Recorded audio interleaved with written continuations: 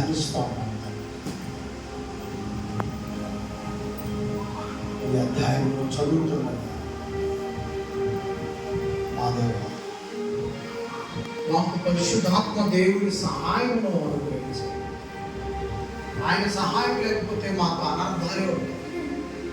అర్థం చేసుకునే దానికంటే అనర్థాలు ఎక్కువైపోతాయి.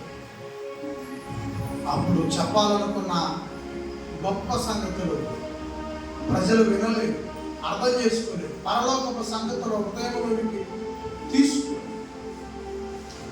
కాబట్టి దేవా, మీ పిల్లలందరూ కలిసి పరిశుద్ధాత్మ దేవుని సహాయంతో ఈ మాటలు నేను బోధించడానికి, నేను అర్థం చేసుకోవడానికి, మీ పిల్లలు వినటానికి, వాళ్ళు అర్థం చేసుకోవడానికి పరిశుద్ధాత్మ వారి సహాయం దయచేయండి. మేము కూడుకున్నది ఇలాంటి నామం కాదు.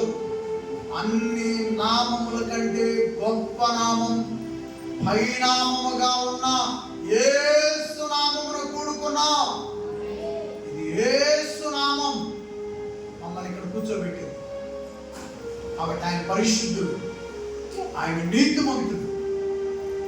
ఆయన నామమున మేము అలాగే జాగ్రత్తగా ఉండడానికి సహాయం ప్రభు వారి ప్రార్థనని వేడుకొనుచున్నాం. ఆమేన్. ప్రియ దేవుని బిడ్డలారా,